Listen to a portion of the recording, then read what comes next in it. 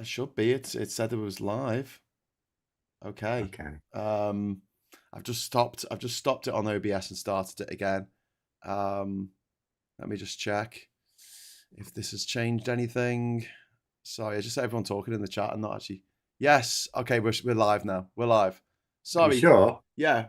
We just did 9 minutes of a show that no one was watching, Phil. Yeah. Oh yeah, we are now live. Okay, well, let's do the intro. Dun dun dun! It's the intro. Hughes, Moorhouse. Jesus Christ. The agenda. Okay, so hello and welcome to the agenda on Hughes the World. I'm Graham Hughes and I'm joined. Oh, that's a subscribe button. I'm doing anything right to this afternoon. I'm Graham Hughes and I'm talking to Phil Moorhouse. Phil, how you doing, mate? I'm all right again. We've just done 10 minutes of this show. And we didn't realise we weren't live. It was saying drop frame 0. It was coming through saying it was going out.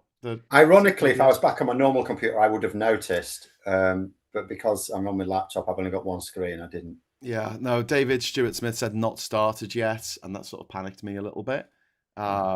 And then, Graham is lurking. I thought, hang on, what?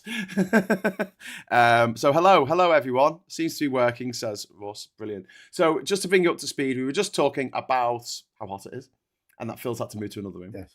And then we were talking about Keir Starmer and the fact that he has now resigned. By the time he leaves, because he got in on July the 5th in 20. It was 2024. Yeah, the election was the 4th. Yeah. 2024. The 5th on the 4th. So he's not going to leave till July the 17th by the looks of things. And it does look like Burnham is going to run unopposed.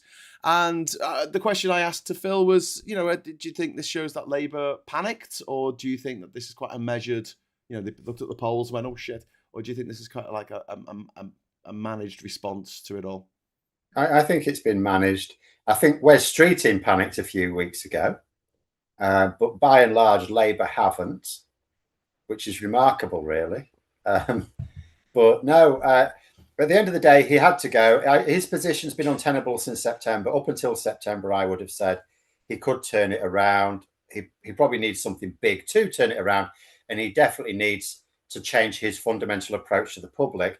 But I think after September, once you've got to the point where he can't really go out campaigning because he's just going to have a load of abuse hurled at him in the street, you've got to have that connection with the public. And then you sort of retreat into a fortress mentality whereby if he goes out in the public, he'll generate scenes that will then make the headline news for him being really unpopular, and it snowballs. But if you can't go out into the public, the connection remains broken. So it just became untenable, I think, from September. Yeah. And it didn't get any better from there. Some of it is circumstances, but at the end of the day, he failed to prioritize that connection with the public and that dialogue with the public. Yeah. And that optimism that the public needed. And, so they had to get rid of him, and it's been the case for months. I've been discussing my own channel as well, for many months now. It's not been a case of does Starmer stay? It's been a case of who replaces him, who is the best to replace him. And I was umming and ahhing over various ones. And in the end, I decided Andy Burnham, not because I think he'll succeed. He could actually arse it all up within 2 months. But he starts off popular. He has done some smart moves. I approve of his move to open an office in Manchester. That's a brilliant move, because he cannot then be accused. First of all, it shows he's thinking about how he is perceived by the public. Yeah. But it also completely cuts the rug from under Farage, who will, want to go on about the metropolitan elite and London elite and stuff. It's like, mate, I'm in Manchester. You're the one holed up in a private members club in Soho. Yes. Right? Yeah.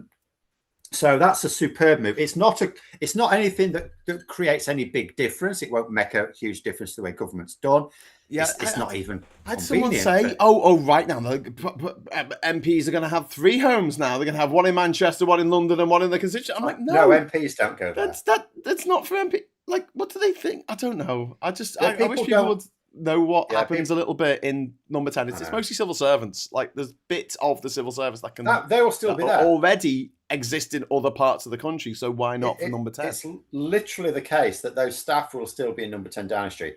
Andy Burnham himself personally will just do some of his work. Like, he'll be in London on Wednesdays for PMQs. On the odd Tuesday and Thursday, there'll be a big debate that he has to attend. And what he's saying is probably Mondays and Fridays he's going to be in Manchester. So it allows him, I hope what it allows him to do is get out and about in a little bit. Yeah. And it's not a convenience for him, but it's not an inconvenience either, because he lives there. Yeah. It's not an office in like Aberdeen or something just for the sake of being in the north. He's just put it where he happens to live. Yeah, yeah. That he can do some of his duties away from London. It's honestly, what I've heard so far of what he's come out with has been really positive. Like, it's been stuff that stuff can be done. It's not been, I'm going to change everything tomorrow. He doesn't want to speak the bond markets, obviously. But the channel is in a Obama. Yes, we can. Yeah. The difficulty is, though, you were talking when we were off air, when it said I was streaming, but I wasn't because OBS was lying to me about it being a bit like being a teacher and losing the class. Like, if you lose the confidence of the kids or the respect of the kids that you're teaching, then you never get back. I've had this as a teacher. There's a point. Sometimes there's a point where you can pull it back. But once you've gone past that point of no return, once they've decided they can do what they like and you've got no power, you've knackered it. It's gone. Forget it. You literally have to come in with a submachine gun, but we don't do that in this country. That's an American thing. Yeah, exactly. So we don't do that. So you are basically just knackered it at that point. There's nothing. Yeah. I mean, there's been a lot of talk, and I don't want to go into this too much because it's just an annoying thing that people do. They're going, oh, but I haven't had a say. There's going to be no vote on him being leader. I'm like, well, I didn't get a vote on Liz Truss being leader or Rishi Sunak or Boris frickin' Johnson. No, we don't. That's not the democracy that we live in. No, it's a parliamentary democracy. Mad about. You vote for the party. You vote for the manifesto. The manifesto is still the same. Now, it'd be a different matter if he wanted to, in some serious way, break the manifesto. Rishi Sunak broke the manifesto. No one gave a shit. Yep. Well, I did, but a lot of people didn't. Well, that's what I keep saying about manifestos. I mean, that's the thing about the mandate. It's not, I know a lot of people do think about the leader because they treat it like a presidential election, but it's not a presidential election. If you use your vote in a way that is not reflective of the way the system works, that's on you. Yeah. I mean, I do, because technically what we're doing is voting for candidates. I vote for the party. I don't vote for the candidate. I vote for the party. And, but that's on me. So if, for example, that candidate steps down, then I'll still vote for the next one. I don't even look at who it is. Yeah. Because it's irrelevant to me. It's just a bit hypocritical for the Tories to say anything because they've done this so many times. It's ridiculous. Exactly. But also it's a bit hypocritical for RefUK to be saying, oh, we need a general election when they had two MPs, Jenrick and Braverman, who came across from the Tories. Yeah. Neanderthal. Yeah, there's quite. They've got Danny Kruger. Yeah, that's another one. They came across from another party. There wasn't another by-election. And who elected Farage, the leader of RefUK? Yeah. The members were not given it. There weren't even any members. But yeah, when we look, I know it might be a bit early now to sort of take stock on Starmer as a prime minister. Well, not really. There's only one thing left for him to do: the defence plan, and it sounds like people aren't going to be happy with it. Yeah. But do you think he'll just be seen as a transitional leader, the guy who got Labour electable again, but then failed to define Labour's purpose once in power? Oh, he certainly hasn't defined Labour's purpose in power. He's been very bad at the old comms. Oh, yes. I would like to think that at some point people, look back at what he actually did, but it may not happen. At the end of the day, I mean, I say I don't have huge sympathy for politicians. At the end of the day, it's not like losing your job. It's not even a career politician. He's a lawyer. He was a very good lawyer, and he made a lot of money as a lawyer. He will be disappointed because there were things he wanted to do for the country and he won't be able to do. But at the same time, he was the architect of his own disaster. Yeah. You can't have sympathy for that. He willfully, when they knew the winter fuel policy was like the big thing. There were other things as well. It wasn't just that, but that was the big thing. They knew that was a right cock up very early on. Yeah. And they tried to brazen it out, and then they had to use it. So they know that was a massive cock up, and they didn't. At no point did they go, "How did we make that mistake? How do we stop making it?" They just thought everyone made a big fuss over nothing. And remember, they knew that they'd messed up on the winter fuel policy before the rebellion on the PIP stuff. So it's like, so now you're making the same mistake, but instead of pensioners with your own MPs, but it's the same basic mistake. You are advocating a policy which you don't need to do economically. It's really performative. Yeah. And you haven't made sure that you've got key stakeholders on board. It's the same mistake, just with a different group of stakeholders. Yeah. So they learned nothing. I have seen no evidence that he has learned anything. Yeah. So.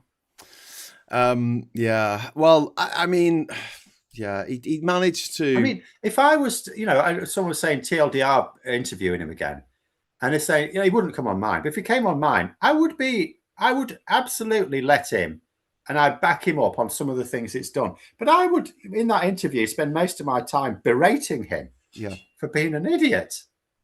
Yeah. My first question would be to him, why are you so stupid when you're such a clever lawyer? Well, I think the biggest problem, I just want to shout out to Chris C, who has dropped us £5 super chat in. Very generous. Thank you, Chris. Did the constituents in Jenrick and Braverman's wards get a chance to vote when they both jumped ship to RefUK? No, they did not. Thank you very much for that. And Francis Winrow, £5. We all know why we had too many prime ministers since 2016. Well, that was a question I was going to come back to about whether Britain is ungovernable. And I don't think it is. I just think that obviously Brexit was an absolute catastrophe, an absolute disaster politically, socially, economically, everything else. But I do think that there has been there's been a change, there's been a shift in the dialogue between the governments of the world and the people of the world, and that's been the internet, that's been social media. And if you're a government that hasn't managed to get your head around that, then you're going to find it very difficult to rule anywhere. I mean, what I would say, we see this in I think every news outlet has at one time or other written an article saying is Britain ungovernable? I would say it might be, but the turnaround in prime ministers is not evidence of it. Because you've alluded to the fact there's been an absolute government killing over the last few years because of inflation. So only one country Brexited, but there's lots of countries where there is now quite unstable politics. What I would say, from a scientific, this applies to any investigation, but I'm from a science background. From a scientific background, if you think there's a link between two things, you have to investigate, are there other factors which could be causing this outcome? And in the case of the turnaround of prime ministers, yes, there are. Keir Starmer, it's not like he was just governing as someone who might have got away with it 20 years ago. He might have got away with it 20 years ago, but he still made basic political mistakes, and you can't afford to do that. He was a bad communicator. I wouldn't say that it was Brexit that brought him down. In fact, I wouldn't say it was Brexit that brought Rishi Sunak down. It was 14 years of Tory mismanagement of the government. Well, even then, I wouldn't even say it was Brexit that brought Truss down, or Johnson. It's definitely not Brexit. Johnson got pulled down in the end because of Chris Pincher scandal. It was just one scandal too many, but it wasn't directly because of Brexit. I think this is the failings of these individuals. Now, definitely you could argue the case for Brexit being the downfall of Theresa May and obviously David Cameron. I would say Theresa May was a case of her party being ungovernable at that time. So Brexit was the issue because of Brexit. Yeah. But I would say it was impossible to unite her party on that issue. Yeah. So yes, in her case, and David Cameron just ran away because he didn't want to deal with it. Yeah. But he'd been prime minister for a while. I mean, he was looking to disappear in a year's time anyway. So that was no big deal with him. So yeah, with Cameron and May, it was just, with Cameron, he just basically said, right, do you know what? I don't want to do this anyway. Have fun. With Theresa May, yes, she found herself in an impossible situation, but that was with the party, not the country. Everyone after her made serious political errors, which caused their downfall. Yeah. that a competent politician wouldn't have done. Yeah. Now, in Truss's case, it wasn't a political error, it was an economic error, but it amounts to the same thing. You can't make economic errors either. Yeah. So, I think, it could be that the country is ungovernable. It could be, for example, that if we hadn't had Brexit, the cost of living wouldn't be as acute. The inflation would still have happened. There would still have been some, but it wouldn't have necessarily been as acute. We might not have had quite the turnaround. It would have also been easier for governments to take more positive action in the sort of there's all sorts of shit going on with instability with petrostates, Russia, Iran, and so on, and America. And all of that they'd still have to contend with, but they'd be more easily able to contend with it. So it might well be we'd have had more stability without Brexit. Yeah. But we cannot say it was Brexit when we've had 4 prime ministers on the bounce who didn't take politics seriously. Yeah. Yeah. Would you include Keir Starmer in that? You don't think he didn't take it seriously? I just thought he wasn't very good at it. Like, he was too timid. But we'll come back to that in a moment.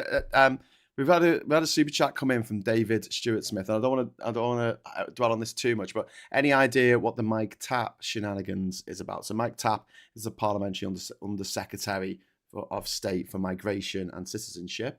He's been attacked by Shabana Mahmood, his Home Secretary, who has called for his sacking. Apparently, she can't do that herself.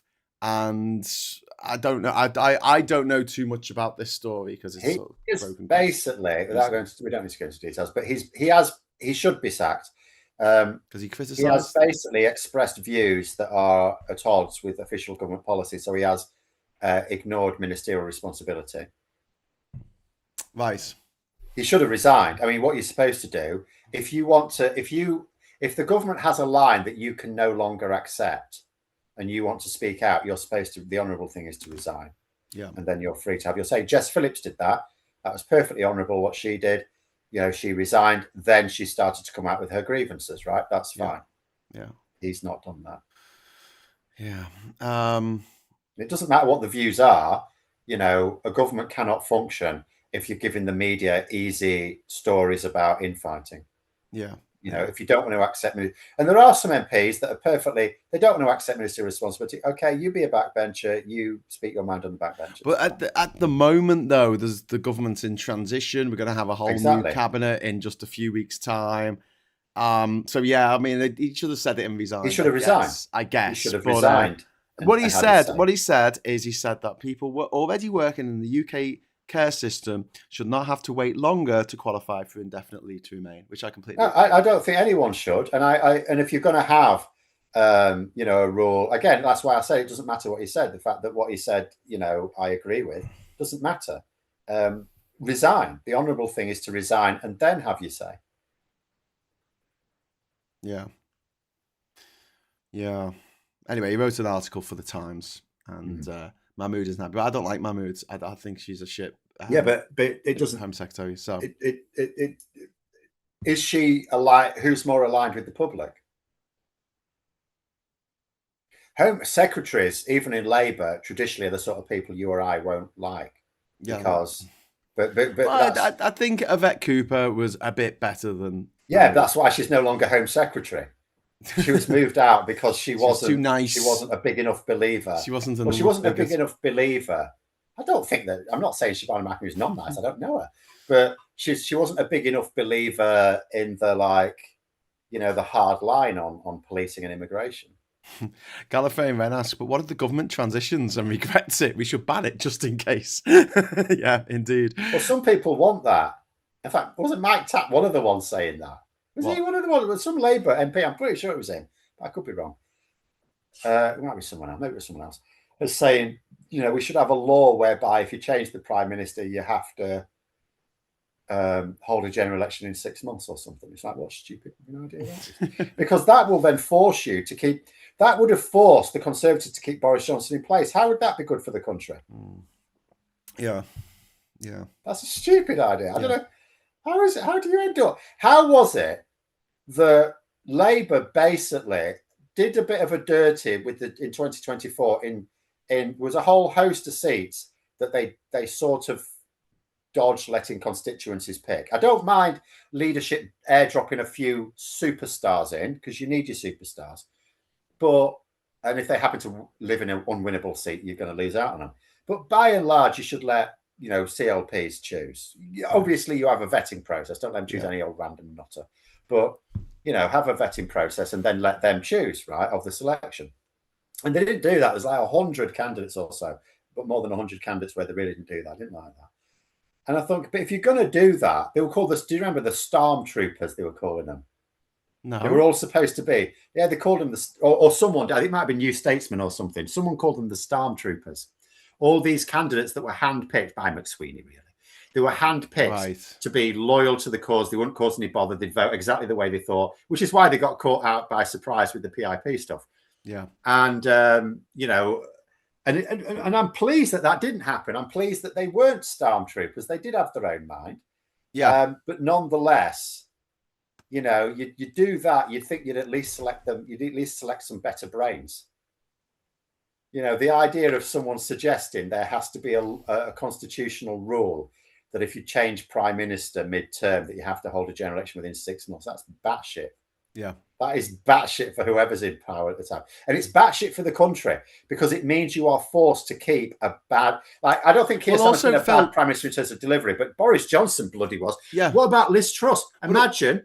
But also, all the bills that are going through, when you have an election, you drop all the bills. So there might have been a bill that's been going through Parliament for like 24 months, and then bang, it's dropped, and you have to start all over again from scratch. Yeah. It is honestly, whoever said it, and I'm going to have to look it up later, because I thought it was Mike Tapp, but I don't want to like cast aspersions if it was someone else, but I'm sure it was a Labour MP. Yeah. And I thought, what a stupid. I've heard some thick MPs in my time, but bloody hell. I do think that the Starmer's never going to go down in history as the best prime minister we've had. No. But he and I think if anything, he ruled too timidly. He never seemed to be full chested about anything that he did. He always seemed to almost be like apologetic, no matter what he was doing. Whether it was a good thing or a bad thing, he was apologetic. The irony is, he tried to unite too many people together and pissed everyone off. Yes. It's like an incredibly divisive prime minister. I don't think there's any denying that. And yet it's because he tried to be on everyone's side. Yeah. But it's like, I'm on your side on this, but not this. And I'm on your side on this, but not this. And it's like, people are increasing. We're not as bad as in America, but we are getting more polarized. But we've only got 3 years left less than 3 years now before we have to have another election. Yes. And I think that they have, one thing that I will always criticize Starmer for very forcefully is I think he just wasted that massive landslide of 150 seats that we're never going to see that again in our lifetime. No, he did have an opportunity to do some things that wouldn't have been against the manifesto really early on. Yeah. And really shake things up. Those things. It could have been media reform and it could have been electoral reform. None of those were ruled out. In fact, electoral reform, there's a bit of a line in the manifesto. You can sort of say, oh, that's what we meant. But it doesn't matter. They weren't ruled out. And he could have come straight out and said, do you know what? We've won this huge mandate, but I recognise that it's with a disappointingly minority, only a third of the people, and that's not right.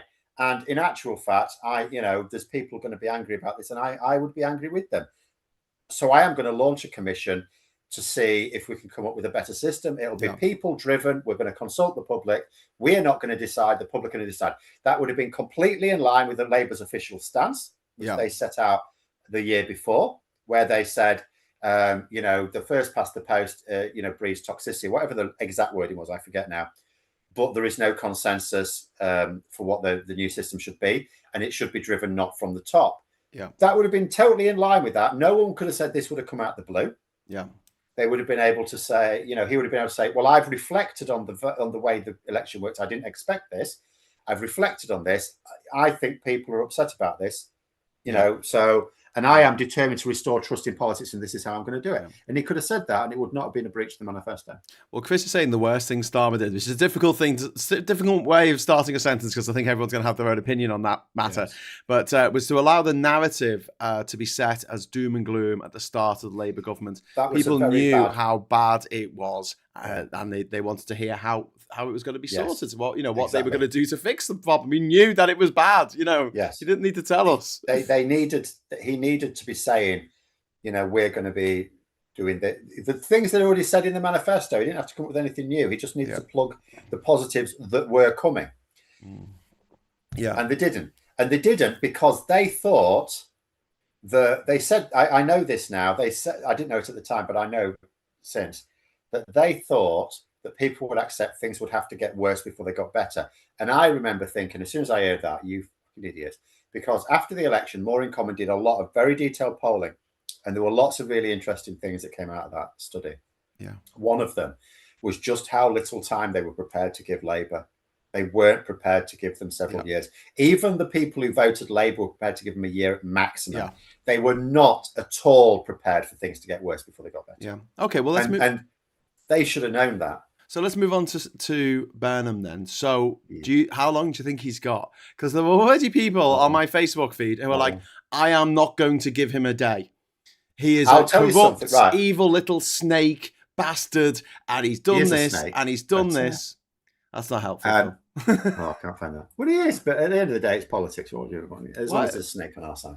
So, but I'll tell you something. The latest voting intention polls on YouGov, which are right up to date, they will have done their polling at a time where the news was very much about, Andy Burnham's going to be Prime Minister. Labour have not got even a point of bounce. Andy Burnham will have no time at all. Andy Burnham will not get any honeymoon period. He has to go in straight away. I actually did a video earlier this week. What I think Andy Burnham needs to do on the 25th of October will be the time where the media does, Andy Burnham's first 100 days. I think he needs to have shown something practical.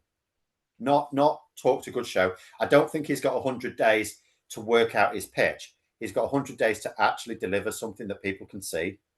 Yeah. And it's going to be difficult. I've only got a couple of ideas, in all honesty, because it's not easy. Yeah. I likened it to Zoran Mamdani, who promised quite a lot of things, some of which he doesn't even have the power to do. So he's probably not going to be able to do them.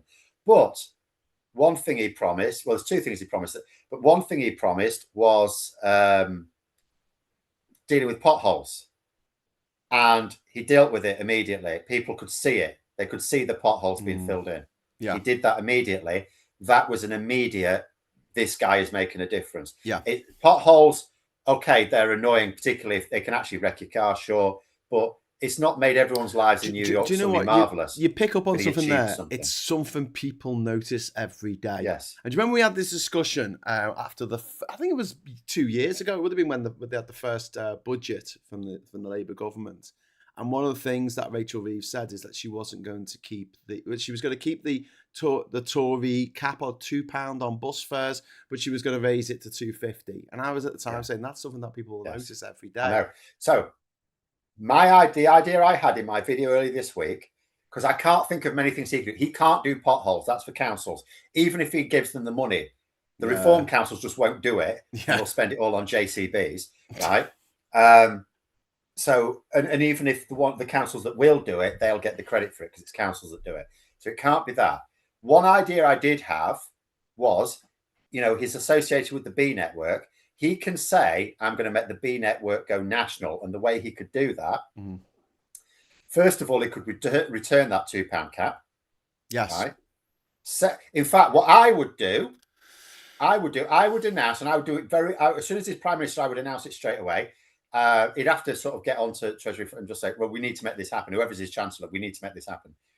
I would do two things. First of all, like Labour are doing this summer of fun type thing, like VAT knocked off. I've already had the Yorkshire Wildlife Park telling me, by the way, VAT is off on all tickets this summer because of this thing. I would say massively reduce bus fares for this summer, down to £1. And then from autumn, so September the 21st, whatever, we're going to put it back up, but to the £2 cap. right? Yeah. So we're bringing the £2 cap back, but for this summer, to just to because we're dealing with the Iran war and all the rest of this shit, £1. And the other thing it could do is, now that we're getting more train companies nationalised, we should be starting to integrate them a bit better, I think. Yeah. So contactless payments for trains at stations. Start to, and you don't have to roll it all out in 100 for days, local services, but not for intercity services, because you don't want to tap in and tap off for a £75 ticket. No. But you can do that. You can start to bring it in. But the idea will be, he can start to talk about the fact that now that we're nationalising the rail companies, we should integrate them. Oh yeah, absolutely. We should be integrating them. I should be buying tickets on LNER or whatever the shit. I think I've got 11 different train apps on my phone. 11, Phil. And I don't go very well. I've got one because I can't be asked going anywhere. But I don't. It doesn't surprise me that you would. One government one, because it's national. It's going to be nationalised. Well, we have like Trainline, and they bring all and you can buy trains tickets for other train operators from the different apps. Yeah. But it's just, I've got to make a special folder when I go travelling. Like when I went to London last week when we met up, I travelled down to London on one train company. I travelled up to Liverpool on another train company, and then a third train company from Liverpool to Durham. Right, so that's 3 journeys, 3 different companies, and 3 different apps on my phone. Right, you're a traveller. You tell me how this works. Chris has just said our local bus company, it's run by Ritala, has whacked up the price of a single in my area to £4. Wow. Is that, what's the cap then? What is the cap if they're allowed to do that? I don't know. There might be a get out for saying, it's a rural bus or particular I don't know. I don't know. I've not heard of Rotala, but that's the sort of thing that shouldn't be happening, because it is ridiculous, Phil. If me and the kids and Kat want to go into town, from here in Durham, we only live 10 minutes from the city centre. We're not far, but it's £2.50 each, and there's no child reduction, so it's like £10 to get. I'm going to go all old now. £10 to get back. I remember days when I were a lad and it were 2p and 5p for me dad. That was nationalised then. Anatoly, it wouldn't be that now, even nationalised. Anna Tory, thank you very much for the £5 super chat, my friend. Who has the best chance of being Chancellor? Who do you guys think would be the best Chancellor?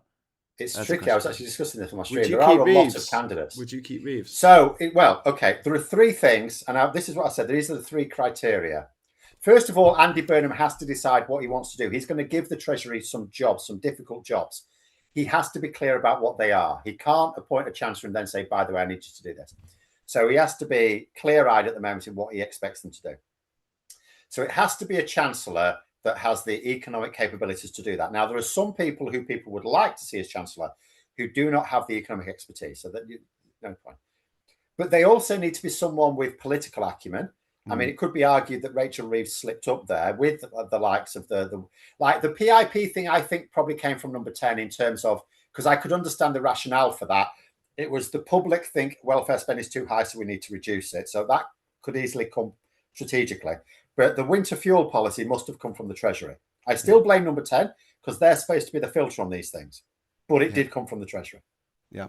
So you ideally want someone with good political chops. But I also say, because there were some people mentioning there are some very good economists who are not that well known on the Labour benches. But I also said the Chancellor has to have a lot of gravitas within the party, because they're going to have the big beasts of Labour, cabinet ministers. They're going to have Angela Rayner, Steve Reid, if he's in Wes Streeting, Shabana Mahmood, Ed Miliband. They're going to have real big beasts coming to the Chancellor and saying, you need to give me more money for this. And they're not going to take no for an answer. You need a Chancellor who's got the authority to tell them no. And so you've got to put all of those things together. Rachel Reeves has the gravitas and she has the economic chops. Whatever Andy Burnham wants her to do, she will be the most qualified. But she's a political risk. No, that's the problem. So people really hate her, really. Exactly. So I think she's a massive political risk. So he may have to. There is talk of giving her a cabinet job, not that one. That which is testament to her gravitas, right? The fact that he wants her in his cabinet. but not in that role. And she could end up with a big job. I mean, I wouldn't, if there's going to be a big move around, I'm not a fan of big move arounds. I would make as little change as possible. But if there's going to be a big move around, she could go to the Foreign Office. That would be okay. She could be business secretary. That would be okay. Yeah. The Foreign Office is a bigger job, so it's less of a demotion for her. But yeah, it's a shame because it's one of these things. If he appoints anyone other than Reeves, it's an economic risk. If he appoints Reeves, it's a political risk. Yeah, yeah. But I get the impression, and this could just be some of Burnham's allies just trying to give the impression. I really don't know. I get the impression she's probably not going to be made as Chancellor. Yeah. So you're talking about people like Miliband, for whom there's a lot of pressure for him to get the job, but a lot of pressure against it as well. If he appoints Miliband, he is starting a fight from the very beginning with investors and two big unions. Yeah.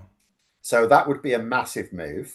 I think he'd probably balk at that. Yeah. Shabana Mahmood is another possibility, but given that Burnham has talked approvingly of her Home Office policies, I really see no reason not to keep her at the Home Office, no matter whether we like it or not. Like, he's already said, like, all right, put it this way, Andy Burnham, right? He's got a big job to do. If he tries to spin a dozen plates, they'll all crash down. He's got to focus on a few priorities. Policing and immigration is clearly not his priority.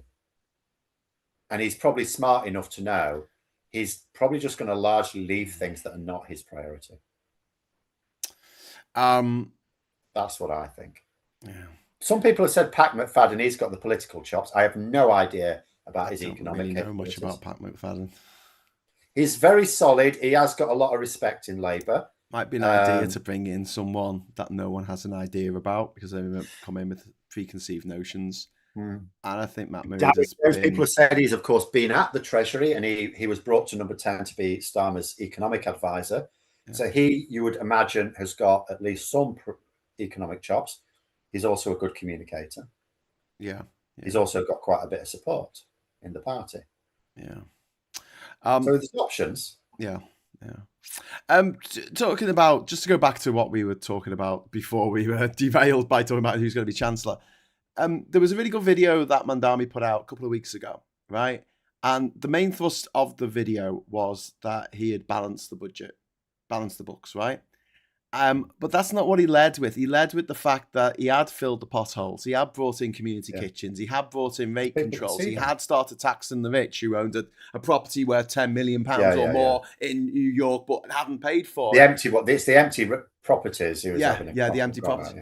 And what was really good about it is I thought that's the right way to do it because do you know what? Balancing the budget, no one gives a fuck. That doesn't change my life. No. I don't care. It's just someone bragging, oh yeah, I did this. And it's like, okay. It's like GDP figures. It's like people don't even know what it is. They go, oh, the GDP's gone up 0.49%. And I'm sitting there going, yay, what do you want me to do? The only people who cheer it are the people who are partisan supporters of that party. So I'll cheer it when Labour do it, and Conservative supporters will cheer it when the Conservatives. Here's the thing, Phil. You were saying about free buses or even cheaper buses, right? Yeah. On a day like today, I don't want to drive into town, Phil, because if I drive, I can't have a drink. So I want to go and watch the footy match tomorrow. I'm going to get all things being equal, I will get the bus in and I would drink, right? I'm not doing that because it's too expensive. So I'm going to take the car because it's practically free to drive the car. We've got an electric car. We've got somewhere free to park in town. I mean, that's an interesting thing. Like I'm between two towns here, but in Scunthorpe, for example, there's a big multi-story there, which is basically free. It's free at weekends, completely free at weekends. Well, actually, last time I went during the week and it was free then, but I think it might be free for just a couple of hours so that if you're using it for work, you'll still have to pay for it or something. But nonetheless, it's free to attract shoppers. But of course, it attracts shoppers driving in by car. Mean, you've got an electric car. I'm getting an electric car. So if buses are really expensive, like anyone who's got a car is going to drive because the parking's free to attract people into the town. If I drive, I'm not going to have a drink, Phil. So I'm not going to stay in the pub afterwards. I'm not going to drink in the pub. I'm just going to get a lemonade. And then I'm going to leave straight away. I'm not going to hang around having a few more drinks and having a good time. Because the point is that there's multiple reasons why people don't use buses when they would ordinarily use buses. Yeah. Now, in my case, I'm in a semi-rural area. Do you know what? You can probably guess what the bus schedule is around here. It's like, once a day. It's like, okay, I can get there if I'm not too picky about when I arrive, but I'm not coming back till the next day type of thing. It's not that bad, but it is pretty bad. Yeah. I'm not spending the whole day going to Tesco. So, but there's too many reasons not to take the bus amongst people who would ordinarily take the bus. Yeah. So the not being able to drink is a good reason to take the bus, but as you say, it's too expensive. The having free, because of the problems with getting people into the high streets and stuff like that, there's all sorts of incentives to get people in, but it favours you driving in over getting the bus. Yeah. And it needs to be gone round. I mean, Andy Burnham, the B Network. I mean, it's not just him. I will just say he's going to claim credit for it, and I don't mind him doing that because he's going to be Prime Minister. It wasn't his, but he was part of it. Yeah, he certainly deserves credit for it, but it was other people's work as well. And but it's successful. It's working out well. People have really taken to it. He hasn't just provided a service that can now afford to put on the uncommercial lines. People are using them. Yeah. But that's why I say the thing he could do in the first 100 days is he can say the B Network's a real good success. I'm going to bring it nationally, and you just do it by £2 cap, but £1 over summer. And you can gradually make things better, and you can say, "Here's the roadmap of what we're going to do." This is what we're going to do. Now that the trains have been nationalised, we're going to start to integrate them. This is the first thing, and it just needs to say to civil service, say to Whitehall, what can I start doing in the first 100 days so that people can see it starting? Yeah. What can I start doing to integrate it and do that?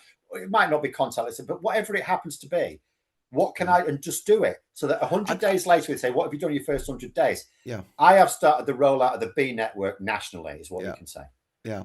And I think that's interesting, won't work isn't in it? Scotland and Wales, but I think that because there's a big thing in America with the first 100 days of a presidency, and we don't really have the same equivalent. No, we didn't used to. If all things being equal, if it hadn't been for Farage, the Tories would be on their knees for the next 7 years. There's no way they would win a general election until 2035 at the very earliest, right? So that would give Labour a bit of breathing space. So they could muck up. And they've not been able to. They'd have their decade of renewal. Starmer still had in his head that it was a 5-10 year project. And it's okay that it's just be patient. He's telling people who are really suffering in the cost of living crisis, not being able to afford a house, not being able to afford to start a family. He's like, just be patient. And people are like, fuck off. I'm not going to be able to have kids in a few years' time. Mr. Starmer, can you sort something out now? Exactly. And I don't blame people for being impatient. I sort of blame him for not realising that politics has moved on. And also you've got the Faragist threat. But before we do that, we got to just thank Maggie Pye for the 20 Swedish krona, who says hello to the 2024 Labour comms team. That's me and you, apparently. All right, we're all good. And that allows me to press my magic button and press the button for confetti. Yay! Confetti! Woo! Yay! Confetti! Yay! Woo! Yay! Woo! I was going to say something. I've forgotten what we were talking about. Getting old. Feels like, what are you doing, Graham? if we get another round of confetti, I'm gonna release the Boba Fetti. Okay, so that'll be warned. Pete Painterlot says there was only one C word in Scunthorpe. Thank you for that. Pete says Andy Burnham has gone on record crediting to councillors who came before him. It was on Newsnight interview from months ago. So there you go. Scunthorpe does actually it's quite funny when sometimes you put it in certain forums and it asterisk as that bit out and it just draws attention to it. The Streisand effect. Yeah, that's happened with the pool, hasn't it? In America, the reflecting pool. Talk about it. Sorry, go on. About Mamdani, right? So he brought this video out and stuff like that. I'll tell you where he didn't bring a video out. Where did he not bring a video out? On YouTube. He's still an idiot. Oh yeah. He's an idiot. You still think he's an idiot? He's still an idiot because he's not taking social media seriously. He's like big. He's massive on like Instagram and like a couple of others. But like you've got to do all of them. Yeah. There's no reason not to do all of them as a political leader. There's different audiences on different ones, and they want, for like, yes, there's a lot of young people get their news from like TikTok particularly and Instagram, stuff like that. There's a lot of older people getting it from YouTube. They're all vote, Yeah. Actually, there's a lot of younger ones. Apparently, I was watching a webinar on from Reuters, who've done a lot of research into people's social media viewing habits. Yeah. And okay, my audience on YouTube skews towards the older end. Apparently, there are a lot of younger people get political news on YouTube as well. They're just obviously not attracted to my content. So it's there. The audience is there. They need to use it. So yeah. Mamdani is not like this polished article. If he doesn't understand the importance of YouTube, then it's still like, I mean, okay, he's doing well. He's, you know, you could argue it doesn't need it as such, but there comes a point in every political career where you're going to start to struggle a bit, and you should build up the platforms. I don't understand any political leader who takes anything to chance. They should be using every advantage they can get. So yeah, yeah. So yeah, I mean I was going to mention as well.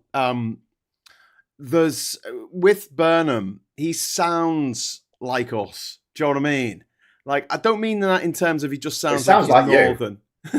He doesn't. I don't sound like a woolly back, but he sounds northern. But more than that, Starmer just came across, or still comes across, as a little bit uncanny valley. Yeah. It looks like, you know, you ask him a question and he needs a few seconds to process, and then he'll give you his considered answer. And it's just like, I think honestly, if he had just been a little bit more personable, even with the mistakes that he's made, I think he might have clung on by the skin of his teeth. But the problem is, like, he is, when you meet him, he's all right. It's like, that's not the Keir Starmer people see on the telly isn't actually what he's like in person. Yeah, I know. So it's just fear. It's stage fright. And I would just assure him, whatever cock-ups you think you're going to make, and he has made some anyway. Yeah, they're not as bad as this impression you're giving. Yeah. And he says that Mandami went on the Majority Report, which he did. Yeah, but they do that. They'll go on these big shows, and it's fine, but they're using someone else's platform. You need your own platform. Do those things as well. It's not one or the other. Build your own platform. Well, you come on here, Phil. I am available to come on your platform anytime you want me on there. I've had the managing editor for DSmog this morning. Okay. So I've got an interview with him. Oh, that's interesting. Putting out some of that. He's been to the Looney convention this week that was in London. Yes, the Looney convention. Where it was quite hilarious. He told me they're all up there talking about how climate change isn't real, and they're all sweating like pigs, fanning themselves with their programs. The big climate con. And people are picking up the books and just sweating all over them. Got to buy that now, mate. You've sweated all over it with your sweaty fingers. Richard, thank you very much for the £2 super chat. Views on the Rejoin march at the weekend. Thank you very much for the super chat. I thought it was great. I had a nice sit down with Neil Kinnock, the former leader of Labour, about what's going to happen next with Labour. And there was about 2,000 people, I think, turned up. We managed to fill a bridge or two.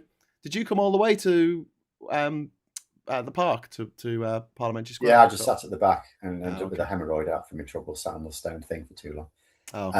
And I didn't take sunscreen or a hat, so my wife to tell me. She did the "I told you so." Yes. Although she never told me so, but she did me berating me. But I got an "I told you so." I did an "I told you so" today, so it's all legal now. Because I'm getting an electric car, right? So I've got through to Octopus Energy, so I'm going to need a charging point at home. And so we were measuring up where we'd want it. Yeah. So I went into my studio to get my 10-meter measuring tape. Oh, it's not where I keep it. Have you got it? She's going, oh, you always blame me when you leave something else because you've taken it. No, I haven't taken it. So I was in setting up here this morning. I found it in a little toolbox there. Yeah. She had taken it. So. No, what I would say is, in actual fact, it was disappointing. It's the least well-attended one I've been to. Well, yeah, I mean, that was something that was picked up on by a lot of the sort of critics about it. But, I mean, I do feel like it wasn't as well publicised as it might have been. Like, I have no idea what it was. It's a shame. I kind of forgot that it was on. Until I publicised it. Yeah. But I if it had been back in the day, right, I would be going mad that, like, no one really knew about it a week beforehand. Because I spoke to people who were there and I'm like, where have you come from? And nearly everyone I spoke to came from London. There were very few people like you and me who'd actually come from another part of the country. I saw a few Saltaire, so there must have been a few from Scotland. Oh yeah, They're proper heroes. Or maybe they live in. Well, they might be Scots in London, I guess. But yeah, I mean, this is the you can only do what you can. Yeah. But and this thing is, the point I made as well, rejoin march, that they've got no money. Do you know what I mean? This is exactly it. I mean, the people who organise it, it's a few people doing it off their own bat. They've got normal jobs. There's no, and this is what gets me. There's no organisation doing this. Why not?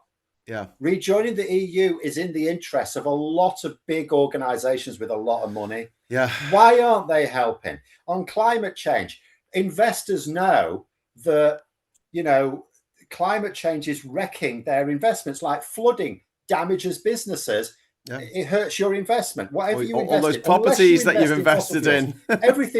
Anything that's not digging oil out the ground, anything you invest in is harmed by climate change, whether it be droughts, flooding, whatever it is, heat exhaustion from your workers. And they know that. The investors know it. There's never been more investment in renewables as well. And they're also investing not just in renewable energy and renewable technology, but technology designed to mitigate against these harms, because they know that. Why are these huge investors who clearly have money, why are they not spending some of it doing what the fossil fuel lobby do and funding a few I'm not saying corruption, but funding some politics, funding some media initiatives? Why are they not doing that? It does my head in. Why isn't there an organisation? Why do we have to leave it to a lorry driver and a couple of other people helping out in their spare time because no one else is doing it? Yeah. It's immense what they've managed to do on a shoestring. But it shouldn't be up to them. There's plenty of big organisations with deep pockets who would benefit from getting back into the EU. Yeah. And they're just sitting back and doing nothing. It's like the world, humanity deserves to die out at times, I think. No, don't say that. We just deserve to die out. Don't say that. Fucking stupid. Oh, I mean, there shouldn't be a capital offence being stupid.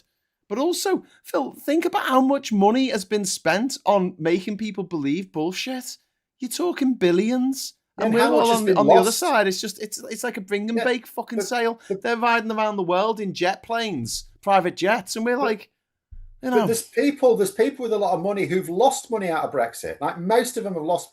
It's not like Brexit. Oh, these people won and these people lost. If you were to identify the people who won from Brexit, you're talking individuals. You're not even talking sectors of society. You'd have to name the individuals. You can't even say, well, bankers made it. No, they didn't. You can't say equity, but no, they didn't gain. No, like individuals like Chris Benodi gained out of it. Boris Johnson gained out of it. Nigel Farage may have done it, may not have done. I don't know whether if the vote had gone the other way, he might have made even more money. Who knows? But whatever, these, maybe there would have been more money going to Farage to get him into power so he could leave the EU. I have no idea. But if you look at who's the winners and losers, there's no group of winners. There are only losers. There are some individuals who made sure they won, and that's it. And so it's reasonable to suppose there are organisations. You've got various trade organisations, the Confederation of British Industry and Make UK. You've got organisations who must have a budget for like publicity and stuff. Why are they not getting behind something like this?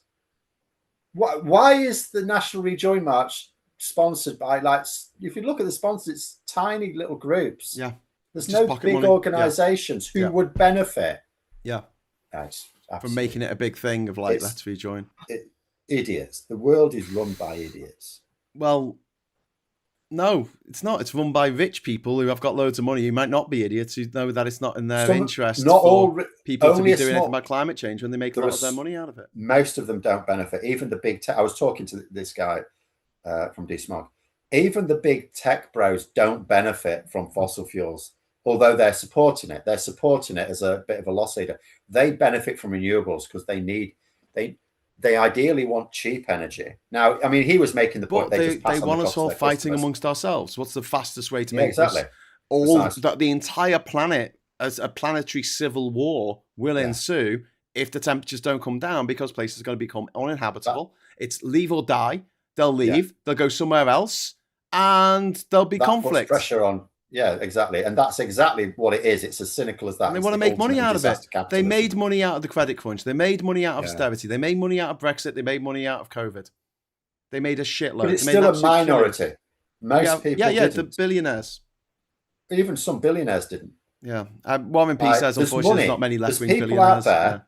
There's people out there with the money that could fund an counter disinformation campaign, and they're just not doing it. And it's in their interest to do it, and they're not doing it. Yeah. Yeah. I mean, it's usually because they're doing all right in the system as it is. They don't feel it's not an existential threat for them. They're not thinking about it. They're not activists. They're not thinking about it. Yeah. Whereas I always wonder if the reason why fossil fuel companies thought about it in the first place was because they needed to deceive the public, and you can't, whereas you could argue people who are trying to tell the truth. Well, you've got scientists, the scientists are telling them and all the rest of it, and governments and all the rest of it. There's all these people whose job it is to tell them. Whereas if you're going out to deceive, you've got to do that because no one's going to do it for you. I often wonder if that is the reason why, extremists like the far right that have been meeting in London this week are so on top of communications, like they were on top of more traditional communication with newspapers, television stuff, and now social media. They're on top of it all because they understand the need to get their narrative out because it's a false narrative. And maybe the people who are being more honest don't feel the need. Yeah. But there is the need there because you've got to counter it. Thank you very much to Paulie Donkey there for the £5 super chat. I'm late, but I was hoping to hear what people might think what will happen to Starmer. Special position reporting to Andy for government accountability. I mean, I be a backbencher. I would honestly, if it was up to me, I would. I know he's going to be a backbencher. That's probably going to happen. I think he would make a really good foreign secretary. But he is also to shit the bed too badly. And also, it's a tough. Although you as a historian although you will point out cases of prime ministers becoming foreign secretary later, it's never straight away. You're asking someone who is the boss of cabinet to be the boss of cabinet 1 week and then the next week go for the cabinet meeting, and they're not. Yeah, it happens. It doesn't happen very often. Usually when people, you don't usually get people demoted within a team like that. And if it is, it's a big deal. And also, but I also think like Reeves, I'd be tempted. I understand the political risk, and I'm not saying I would definitely keep as Chancellor. I would have to think about it very carefully. I might be prepared to take a political risk on Reeves. I wouldn't on Starmer because, as we've both said, we've both noted from polling, it's not just that people think Starmer's failed; they actually hate him. They genuinely hate him. Like the vitriol, it's quite scary. Actually, it's like, did he eat your babies? Like, what the hell did this guy do? Exactly. You know what I mean? The vitriol against him seems worse than the vitriol against like Jimmy fucking Savile. Well, I mean, it's that level of just like, I want this guy to suffer and die. I hate him. He's basically, and he is going to. He'll just be a backbench and he'll step down at the next election. Yeah. And that'll be that. True. Okay, so Maggie Pye, thank you very much. Rejoin is a bit divisive and people are apathetic. I think that the divisiveness that came across this week with Steve Bray playing Ode to Joy over the Prime Minister resigning, which I thought wasn't great. Not least because I couldn't look. understand. As you say, we're told that he was actually trying to drown out Restore Britain, but leave them to make dicks of themselves. Do you know what I mean? Yeah.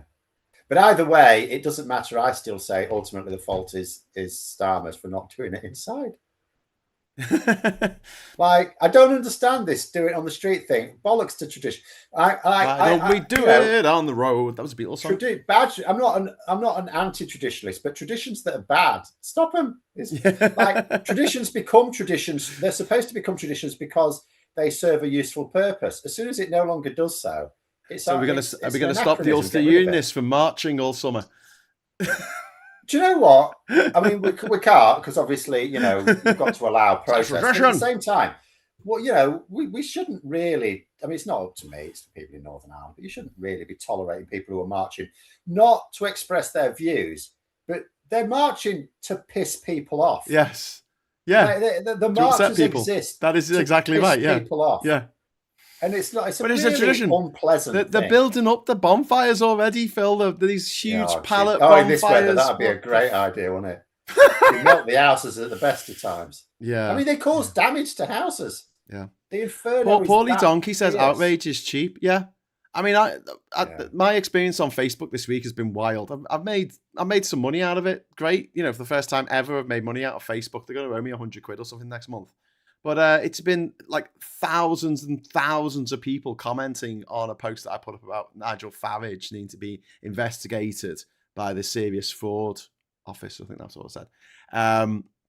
Which is actually happening. The what's it called? The Independent Financial Conduct. Is it the FCA, Financial Conduct Agency? Labour have asked them to look into this. This bollocks. The impression I get off tax lawyers is it'll end up going nowhere. God, but we will see, isn't it? But the fact that you've got, I'm sure that 90% of these people commenting were bots. Absolutely, because you can respond to them saying, something about their mum's OnlyFans, and they don't know how to respond because the bot has no programming for that kind of response. Facebook has, I'm not saying there are no Facebook bots on YouTube. Sorry, YouTube. It's in their interest to get rid of bots. Yes. Whereas Facebook, for some reason, from the point of view of advertisers absolutely demand that YouTube can be bloody sure that it's people watching these ads and stuff like that. So it's their bottom line. Facebook obviously have some other weird arrangement with their advertisers. Yeah. The place is flooded with bots. Breaking news, Phil. Breaking news from yesterday. Canada can now compete in the Eurovision Song Contest. Well, we have Australia, so why not? Yeah, and Israel. Bit of problems with that one. But yeah, the amount... now, I'm thinking that 90% of the people who responded were bots, right? I'm looking at the demographics, I'm looking at male, female, and all that kind of stuff, and then going into these accounts, nearly all of them have got a picture of a dog. It's a picture of a dog. That's the picture. It's just like that's replaced. That's replaced the guy holding a fish thing. I don't know. But loads of them are fake. Loads of them, you can just go onto them and you can see they're not a real thing. Yeah. So someone has paid for people to make shitloads of fake Facebook accounts and then comment on some random ginger twats fucking post. Because they know the importance of communication. And I just wish progressives would also understand the importance of communication instead of just assuming that because they're telling the truth as they understand it, and we could be wrong, people can be wrong, but telling the truth as they understand it means that truth will out. No, truth won't will out. Communication wills out. I want to meet in the middle, Phil. I was talking about this morning. The right will forgive anything of their leaders, whereas the left don't forgive anything. Will as well. No, they do. Really? There's tribalism on the left. There's tribalism, massive tribalism on the left. Oh, okay. I suppose for certain leaders, yeah. Extremists. What you're saying is extremists can get away with anything. And all we see on the right is the voice of the extremists. Tim Bale said something interesting this week. Financial conduct. And he might be right. That's the one. Yeah, go on. He said the centre-right's dead in this country. Doesn't exist. That's true. There are no One Nation Tories left. If they exist, they're keeping very quiet. No. I know a few people. I don't know. Okay, yeah, it's not data. It's just anecdote, not data. But I know a few people who were One Nation Tories who have come over to Labour. I mean, well, see, we're talking lifelong no Tory voice, voters. You are not. You're not going to make any headway in Labour. You can be centrist at best in terms of actually getting anything done. But and even then, I would say you've had your time. Thanks very much. But they just don't. They don't exist. Like Kemi Badenoch, within 2 years, has taken the Conservative Party for less than 2 years. She's like a year and a half. She's been leader. Actually, she was leader from November-ish. And she's taken the Conservative Party from supporting the European Convention on Human Rights and climate action, even though we know that they talked a good talk on climate action, but they didn't really do a lot. But they did at least talk a good talk and did something, and commitment to the European Convention on Human Rights. And within a year and a half, she's trashed all of that. Yeah, it's all gone. Yeah, the centre right. So I think he's right. The centre right in this country doesn't exist in any organised form. It's not to say there aren't any people in the centre right. Of course there are. There are lots of people on the centre-right who are voters. They've not changed their views. Yeah. And there are lots of people in the Conservative Party, but they have either gone native or they're just keeping very quiet. There is no organised centre-right movement in this country anymore. Yeah, we got another super chat in from Chris C saying for confetti. So exciting news, Phil. We're going to have to set off the confetti can again. This time it's going to be Boba Fetty. So here we go. 3, 2, 1. Boba Fetty! Yay! Woo! Boba Fetty! Yay! Woo! I can put on my head. Okay, cool. Right, that's gone. Thank you very much to Chris C there for setting off the confetti cannon. Phil is just dead happy about that. That's his happy face. Look at his happy little face. But yeah, I know we've gone a bit over time. I don't know. I don't want to keep you too long. It's cool in here. It's fine. I've done all my work. Okay, it has been a bit of a momentous week. 5 o'clock in the morning. It has been a bit of a momentous week, so I won't keep you. I won't keep you up late tonight. But yeah, so warhammering. We talked about a little bit about the number 10 in the north. Good idea. What he can do with what he can do with the buses, what he can do, like sounding like us, I think makes a big difference. I really do. Yeah. I think he has. He is more personable. I mean, look at what happened when he was taking the oath. He goes in straight away. Tory says, "You're not the Messiah," and he says, "No, I'm a very naughty boy." Yeah, it's just natural. Yeah. And then someone said something about funny seeing him in a suit, and he's like, "Do you know what I mean?" Just little things like that. Did you see his response to Kemi Badnoch, where he went dark blue? Yeah, it's actually dark blue. Yeah, it was basically the autism response, wasn't it? and it got hundreds of thousands of views. Might be 1 million now. I don't know. Yeah. But that's all it took, like a little 5-second video. And now people warm to him because people warm to people who make them laugh. And Keir Starmer's never made anyone lol. No, I mean, they might have just gone, yeah, that's funny. But he's never made them actually, burst out laughing. No, exactly. And I mean, he's had a couple of zingers, but they're prepared zingers that someone's given to him. It's not off the cuff. Yeah. So one of the reasons why the Beatles did so well in America wasn't just the music; it was the fact that they were 4 lads and they had the bands. They went over to America, and Americans had never seen musicians like this before. Musicians were nerds, basically, up to this point. They'd come and do an interview, and they wouldn't really be that interesting, or they'd talk about their music and the craft and all this. The Beatles turned up and started making jokes about each other, and Americans were like, "What is going on? These guys are really funny." I mean, it's like the how do you find America? Well, turn left at Greenland. But yeah, it's a very good joke. They were very good, very witty. Yeah, very personable, very witty. Yeah. I think that goes a long way. And I think the same about Mandami. He comes across as very personable, and he's done the same thing. I mean, obviously Andy Burnham's been taking notes, but he's done the same thing where he's responded to someone talking about him in the media by putting out a little video, just making people laugh, going, "Yeah, that's ridiculous." Maggie Pie, thank you very much for the 20 Swedish krona. Why didn't Remain talk about the Champions League and Formula One? I don't know. Going to pop culture. I don't think it affected the Champions League or Formula One too much, did it? It wouldn't have too much because there's lots of money in it. It does affect it, of course it does, because you've got to do all your carnet and bollocks, but they have to do that around the rest of the world anyway. Mm. So, and they're rich. You're talking about clubs that can more than afford it. Yeah. So yeah, I thought you were talking about. I thought Maggie May might have been suggesting maybe bring pop culture into it. Like I've done a video for today talking about how climate change is going to threaten football. People moaning about the hydration breaks. You wait to see what football's going to be like in 20 years, mate. It'll be unrecognisable compared to now. Yeah, unrecognisable in air-conditioned stadiums. You're going to have to, because it's either that or you have to play them in winter at midnight. Well, not in midnight if you do it in winter, but. It's like then that interferes with the domestic season. It's one or the other. You either climate control the game, or you move it to where because it will not be playable in summer. And even then, you talk about climate control stadia. That's fine for the big clubs. What about the grassroots? Where's the talent going to come from? Yeah, where are the kids going to train? Because they won't be able to train much in summer. Yeah. Well, England might win a World Cup though, because we might get away with it for longer than most. Yeah. Well, they will probably end up. Could you imagine in the future, 2070, it will be dead, but in 2070, the World Cup final between England and Sweden? Yeah. Well, I mean, it's the Winter Olympics are going to be over. Because at the moment, the Winter Olympics are always won by like 3 different countries that have snow. That's going out the window, isn't it? Sorry, Norway.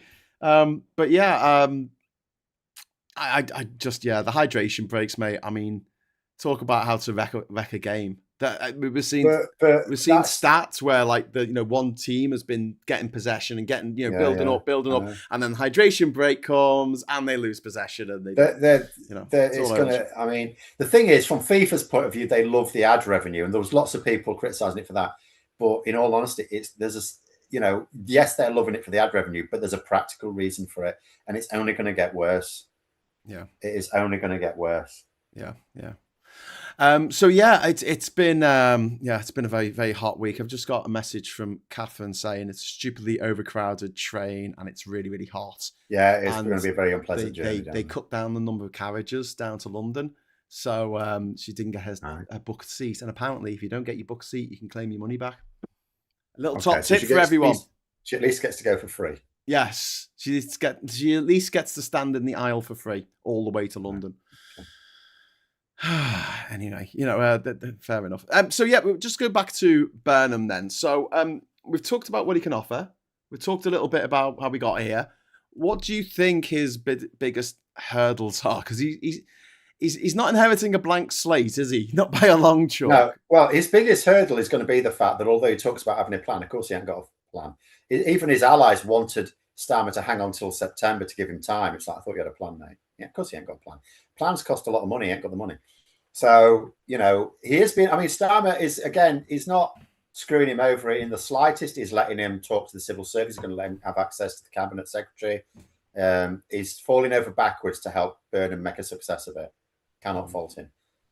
But he doesn't know what's going on. Yeah. He's not on the inside.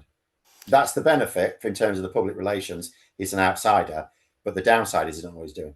Yeah. So this is also what makes me think, by and large, the most sensible thing for him to do will be to largely, we've already started a new parliamentary session. The King's speech has been done. Largely let it do its stuff. He's got to work on 2 things. First of all, his main priorities, one of which will be economic, decide what they are. And then the thorny issues for which he's going to be tackled at some point, like the things like, the Equalities Act guidance and the jury trial situation. He's going to have a policy on those things, because those are things that are not, like, for a lot of things he could just refer you to the manifesto, but there are some things that aren't in the manifesto that are controversial and that the current government has taken a stance on, that he will be asked, because he will have the leeway to change that stance. There will be a lot of pressure. Yeah, definitely. Ant Gibb has given £2. Do you expect comms to improve much under Burnham? Yes. No, I'm not so convinced. It's all right doing 100%. Those videos. He can't carry the comms of Labour, or the comms. Labour comms and government comms are 2 different things, by the way, because there's the party stuff and then there's the government information stuff. Both of it's Labour, but it's a different thing. One of them's publicly funded and it's public information, which, of course, if you do it right, gets people to think kindly of Labour. The party stuff is where you go, Nigel Farage, what a wanker, and stuff like that.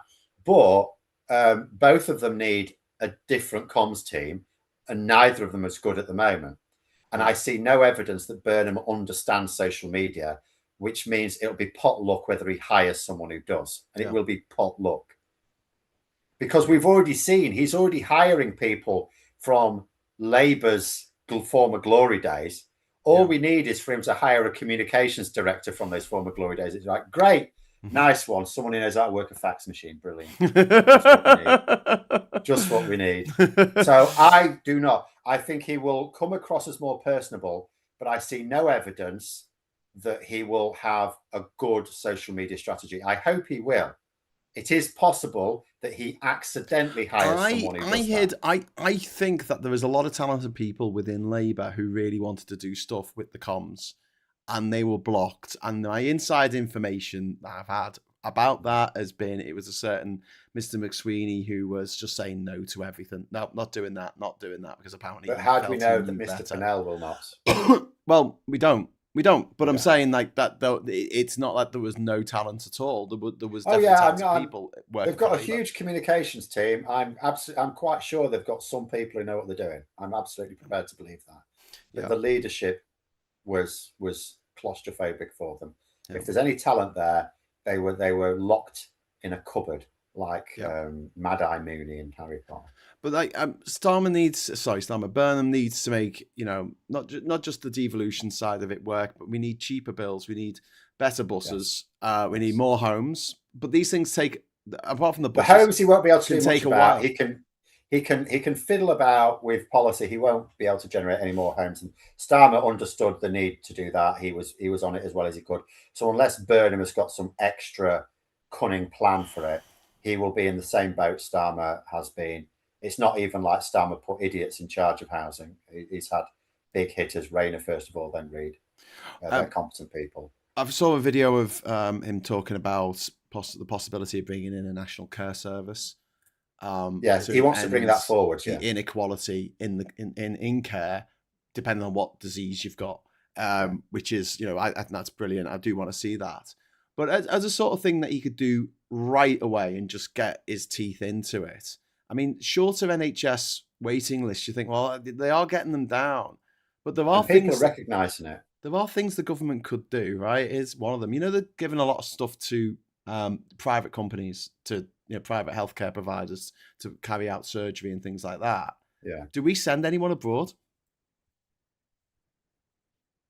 We do occasionally, but it's quite rare. It's only where a treatment only exists abroad. So why is that a rule? Because it's expensive. But is it more expensive than waiting for 3 years to be seen in a private hospital anyway? I don't know. I mean, they are spending the money. I'm not saying send everyone to Turkey to get teeth, by the way. Yeah, maybe we don't send people to Turkey because I'm sure most of it's fine, but every now and then it doesn't take you very long to find a horror story where it wasn't fine. Yeah. But yeah, the problem would be spawned by the right-wing media. Because whenever I think of things like this, I always think if I was a Telegraph editor or something, how would I spin it? And it's giving money to Europeans, isn't it? Giving more money to the foreigners. Yeah, to save lives and to make it so people aren't living in pain for 3 years waiting for a hip operation. In terms of a big thing, I think it needs to be something everyone can see. Like the potholes, it needs to be something everyone can see. Yeah. I think transport would be a good one. I think doing something on transport would be a good one. Yeah. Because even car drivers will, it's something that will get, there's enough people use buses and trains that if you do something solid on that, it's going to get mentioned. It's going to get talked about, because that's what you need. You don't need, and again, I wish if I could give Andy Burnham, if I had 5 minutes, and I could do with a couple of hours, but if I could have 5 minutes to talk to you about comms, I would say, stop working on the assumption that you say a thing, even if you say it in a really cunning, witty way, that the media will present it. They will present what they want to present, right? Do things. You've got to work on the basis the way I work on my channel. I don't get people coming to my channel who disagree with you. You get the odd one who seems to watch me for punishment, but most of them already agree with me. It's an echo chamber, right? So what is the value of my channel? It is so that I can draw people's attention to things, explain things, present arguments, so that those people can then discuss it with friends, family, and colleagues who may have different opinions, but trust them. There's this level of mutual respect there, and they can then pass that on. And that's what he needs to do. He needs to understand that the way to get the message out there isn't through isn't through legacy media. It can be through social media if you do your own, but if they're not going to do their own, it is through people. It is through people having conversations. So make sure people are getting that. The people who are willing to have those conversations on your behalf, make sure they're getting the information. And I would say, send out twice a year a leaflet to every household explaining the new changes that the government has just brought in. It could be new rights. It could be things like this from this year. How many people even know this? If there's new energy infrastructure near you, if you live within 500 meters of a pylon, for example, that's just been built, you get money off your electricity bill. Yeah. How many people know about that? Yeah. Right. So do that. Just send out a letter, just a quick one, just an informational one, so it can be paid for out of the taxpayer money. It's not promotion. It doesn't have Labour's logo on it. It's just UK government. this is the update, the half-yearly update on this is what we've done. And the way I described it to someone I was talking about recently, do it like the NHS. You said we did, right?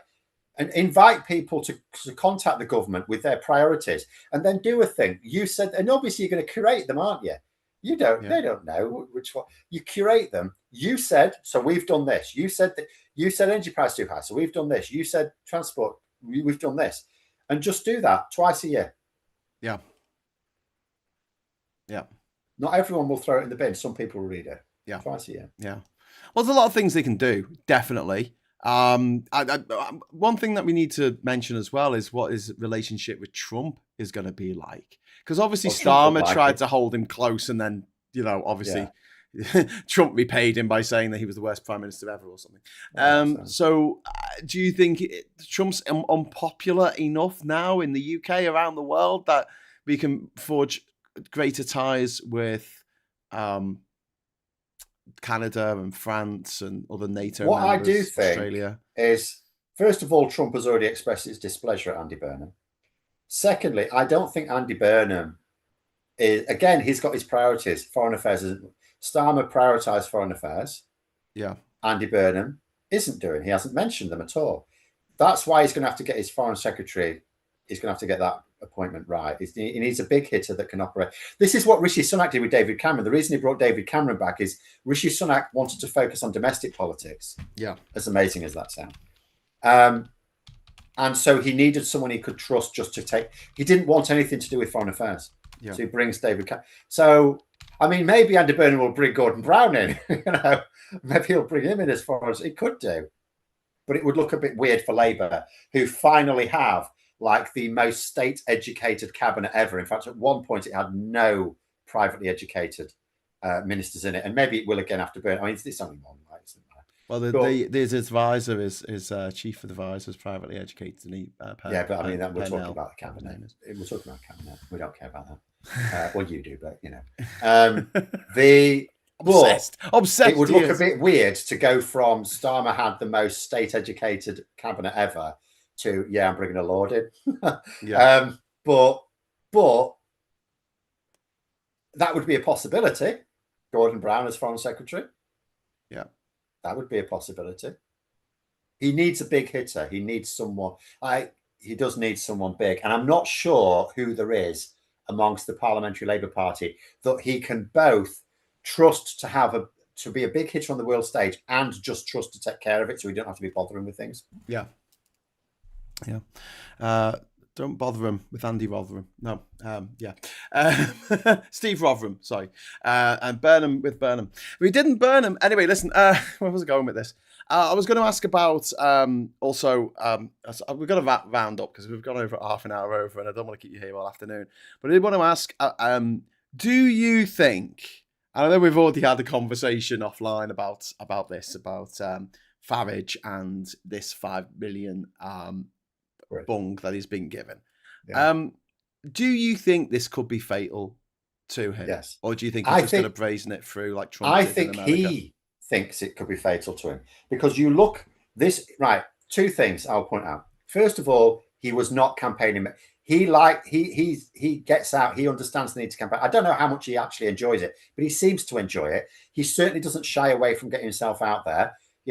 In Gorton and Denton, he was out there. He was campaigning. You couldn't fault him for that. During the local elections, he was up and down the country. He went to places you wouldn't have thought it was sensible for him to go. He went to Glasgow. Okay, I'm sure he didn't go to like some of the areas that would like chuck bricks at him, but still, he went up and down the country for the local Welsh and Scottish elections. And Makerfield, he did a couple of staged things to make it look like he was campaigning there, but he didn't campaign there. I know from people there, he did not campaign there. Why? Because although he said in one of his interviews this week, this is a media thing, no one else cares about it, he doesn't believe that. And then why, when he did these interviews this week, did he get? And he got actually really so antsy. He got so antsy. He really did. So he recognises it as a threat. Now he could be wrong. It could blow over. But right now, Nigel Farage believes it's a threat, which means it does have the potential to be a threat. There were some interesting facets to this as well. The fact that it was a private enterprise. RefUK, like he was saying, he wasn't an MP at the time. He got this donation, but he was the director of Reform UK Limited. Now, I mean, I think in 2019 when he registered the company, I think he just thought this was a wizard wheeze, like it was a funny way of dealing with it. But this actually might put him into more problems, because I think this is to do with the Financial Conduct Authority. I don't think they could look into this, because they'll just go, oh no, it's a political thing. That's for someone else to look at. But because it's a company that's done it, and he was the director of the company, and there is a paper trail. I mean, you got the money, which we know, which he covered up, he lied about it. But then there's a meeting with the governor of Bank of England trying to get them to make to reduce the regulations on crypto and to invest in stablecoin. Which would make his mate, who gave him all that money, of lots of money. So I mean, and do you know what I thought was interesting? The most response I've ever had in my entire time on Facebook, so this is 2007, so this is 19 years I've been on Facebook, was this week post about this. And it was people defending him, thousands and thousands of comments of people going, leave Nigel alone. What about Starmer, eh? What about all the money he got? What about his glasses, eh? What about Burnham, eh? What about the glasses? So Nigel Farage said that Starmer had serious questions to answer about the glasses that were given to him by a Labour colleague and friend that he declared. And apparently there aren't any serious questions about 5 million quid from someone that Nigel Farage doesn't even know closely, isn't a colleague, and he kept hidden, by his own admission, kept hidden from his own partner, because he said there was only 4 people in the world knew about it. So that has to preclude his part, because that Harborne had to know about it, he had to know about it, and each of their accountants had to know about it.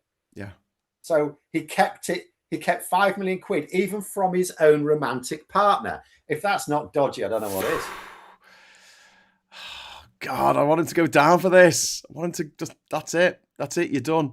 I would love for Burnham not to kiss Trump's peach. Oh my God, Maggie Pye, thank you very much. Again, it's like, it's a tale of two halves with Starmer and Trump.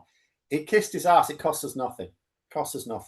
As soon as Trump wanted something that wasn't in our national interest, Starmer stood up to him.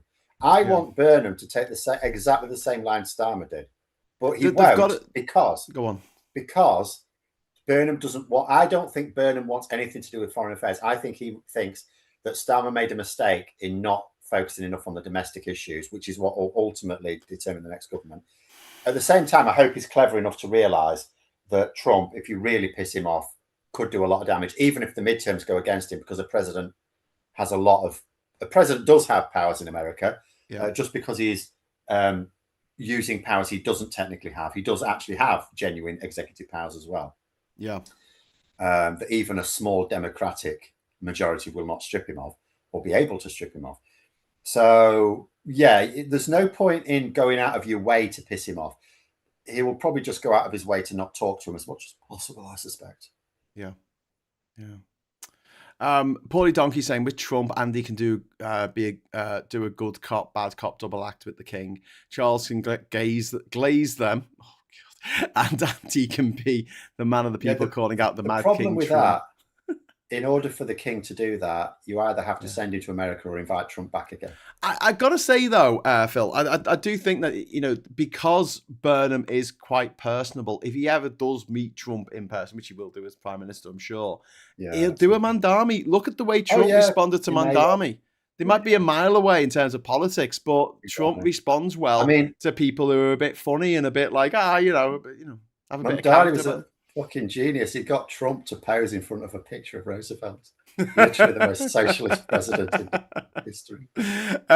David Faulkner, thank you very much for the 15 Hong Kong dollars. That's really lovely. Joining you now, have a super chat, and I'll watch on catch up. Okay, cool. We're going to have to call it there, Phil, because I literally have a list of questions, and we've got through about 3/4 of them. But we'll have to do this again sometime. Should we do it again next week? Well, we may know more next week as well. I mean, this is going to be speculation because he doesn't have to make any decisions until July 17th. And even if he has, he won't. Like, what will happen is on July 17th, Starmer will go to the palace in the morning. Yeah. This will be the day after the recess, won't it? Yeah. Burnham will then go. And then he'll not even have appointed his whole cabinet on the same day. So it'll just be like the key picks, first of all, because you have to ask people. They might say no. Yeah. Because that can happen. Seriously, that can happen. You might offer them a position they're not interested in, or one that they think is too junior, so they'd rather be a backbencher and throw like stones at you in PMQs. But before we go, first of all, I want to say one more super chat, and we can have confetti again. Much to Phil's gonna love that. But do you think that if since he is going to get in on July the 17th on the current timetable, do you think that he should not take the summer off and just work at? I mean, I'm not saying to keep Parliament in session. Yeah, I know. I've already said. If I were advising him, I would say 2 days a week you get yourself to some high street and you just go and meet people. The journalists, don't tell the journalists in advance, because then you'll get the dickheads turning out for you. But just go and go to some high street, go down the street and saying, right, you tell me your priorities. And Andy Burnham's listening tour. Yeah, I'm listening to the people. And just say what your priorities. I'm going to be working on. I've got these priorities. What are yours? And you know how like Jenrick today's, or it might have been yesterday, I read about it today, sort of saying about Nigel Farage is saying, oh yeah, there are legitimate questions about the 5 million. But do you know what he said? He said, trust. He actually said the words, trust me, honest Bob, right? Honest Bob Jenrick. He said the words, trust me. He did. I am not a crook. I have never heard anyone. He said, I have never heard anyone bring it up on the doorstep, this 5 million quid. But you can do that. I always say, whenever a politician says that, a local journalist should say, I'll go on a walkabout with you. Let's see, shall we? Yeah. Yeah, they should. But nonetheless, play the game. Like Burnham can go out, he can have all these people saying, this is my priority, stuff like that. And he can say, well, the overwhelming impression, because it's purely anecdotal, the overwhelming impression I got was that the priority should be the 3 priorities he has anyway. Yeah. It's like whenever I used to do an annual review at work, right, you've got to set yourself 3 targets for that. I'd set 3 targets I'd already done and no one knew about. Yeah. Well, Warren P says Trump didn't understand the significance of signing a peace treaty at Versailles. Yeah. Yeah. I know. Where the Germans, the Austrian-Hungarian Empire fell apart, the German Empire was given up, the Ottoman Empire was dismantled. I mean, great place to sign a Macron was grinning like a Cheshire cat. He knew. He knew. Anyway, before we go, we did get one more super chat from Richard. One more for Dizzle Snizzle. So this is for you, Diz. Gonna press the magic button. 3, 2, 1. Confetti! Yay! Woo! Yay! Have you got one of these, Phil? Magic box. Yes. I haven't used it for a long time. Oh, they're great, because I don't have to do a load of stuff on my stream anymore. I'll just sit there talking. Get some confetti down your blouse. Maybe on rare occasions I might do a public stream, but on my streams it's only members that can type in the chat. Fair enough. That's my anti-troll measure. Yeah, we don't do too badly with trolls on this channel. We really don't. And I having this experience this week on Facebook has really made me appreciate YouTube. Oh, so YouTube is way better. You can actually have a discussion. You can actually have a discussion, Phil, and like have a difference of opinion without everyone going, you're a paedophile. And you're like, what the fuck? But that's because they go into. If you go onto YouTube as a content creator, you've got your some people will say, oh, he's deleting my comments. I'm not deleting your comments. YouTube puts them in like a room 101. Now, I can go into it and I can manually restore them if I want, but I'm not doing that. No. And sometimes there'll be innocent comments going. Fair enough. I mean, it's an automated system. You might say something perfectly innocent that just happens to get a flag and it's not your fault. Just rephrase it. But yeah, it curates them. Yeah. It's all good. And then finally, question from Small Paul before we go: what car are you getting? I am getting a Mercedes GLC 400. I'm getting a posh car. Ooh, the Greater London Council. Is that like designed by Red Ken? No, it's designed in Germany. It's Mercedes. Vorsprung der Technik. But it's going to be a while before I can get it because it's only just coming out. I'm not even sure if anyone has them yet. Yeah. Like the people who ordered them right from the bat might just be getting them round about now. So I'm obviously in a production queue. We did get one more super chat from Maggie Pie asking for confetti because it makes Phil look extremely awkward. Oh, we've done it now. Because after Trump is dead and buried and stricken from the record around the world, he will still live on in the confetti. In the confetti. Unless it's Boba Fetty. I did do a Boba Fetty there. You did do a Boba Fetty. I'm sure there's other puns. I'm sure there's other confetti puns that we can use. Anyway, Phil, thanks very much for joining us this afternoon. Bumper episode of the agenda, but then there has been a lot going on. Phil, are you doing your show tomorrow, 7:00? Yes. Live. Cool. Yes. I'm thinking of doing a show tonight. I might do a Friday night antisocial because I'm in the house on my own. Everyone's gone to see bloody Harry Styles. So they're suffering on the train. Yeah. There was a time years ago. I can't remember whether this was. I think it must have been after privatisation, but I can't be certain. It was years ago, where there's a particular line of trains, and the air conditioning would always break down when it was hot. Yes. Which was useless. Yes, that often happens because it just gets overloaded. Yeah. Well, it's like if you go into some supermarkets today, the fridges go off because they just get overheated. I know, but it's a fridge. It gets hot on the outside. And yeah, exactly. Yeah. Same with air conditioners. The bit outside gets really hot. Yeah. The reverse effect of a heat pump, where it's cold outside, but then that just make it into heat. You know more about that. Yeah. You're a physicist. Yes. That's magic for me, mate. That's magic. Well, exactly. Heat has to go somewhere. You can't. It's a physical quantity. It has to go somewhere. Yeah. Anyway, all right, mate. Which is why fans don't work, because unless you've got ventilation, they just make you feel a bit. If you blow it over, in my house is fans. If you blow over cold water or ice, it can work a little bit because then the water's absorbing the heat and you can shut the water out. Only fans. What you want to do if you're really hot, t-shirt, underwear, get in the shower, wearing your t-shirt, put a towel down on your bed, lie on that with a fan on you. That's all you need. Yeah, that'll work. Wet socks. Yeah. As the Australians say, wet socks. Do you know what? I can't do that though. Honestly, for the fact if I've got wet socks on, it goes through me. Even if I just get like a bit of my sock that's wet because I've stepped in something, I can't. I've got to take the sock off. I'm really funny about it. I don't know. That's just me. That's just me, I guess. Wet t-shirt.